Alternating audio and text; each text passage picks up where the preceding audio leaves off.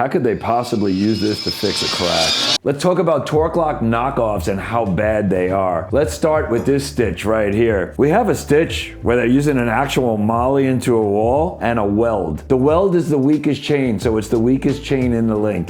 If it's gonna fail, it's gonna fail right here. Another problem with it is it doesn't sit low profile. It's gonna sit up high and it's gonna be prone to rust and rebar bleed out. Again, throw that out the window. Next thing we're gonna show is a carbon fiber stitch. You think you're gonna epoxy this and glue this stitch to a wall?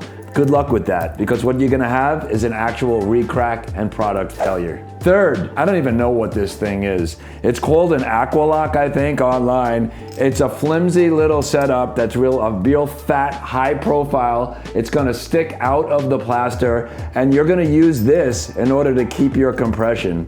Piece of garbage, waste of time. Last but not least, let's show you what does work. Let's show you the actual Torque Lock product. Let's show you something that sits low profile in the wall, will not be exposed to rebar and bleed out. Another thing that's you're gonna see is that we can control the amount of compression. Using a torque wrench, we can compress it down, lock it in, and again, it's the industry standard when it comes to repairing structural cracks. We make them in straights with 3 and 6 inch staggered. We also make them in a 90 degree for doing radiuses and a 45 degree for doing the light radiuses. Comes with everything you need. It comes with templates to mark it out. It comes with the actual staples. It comes with everything you need to fix these cracks properly right the first time.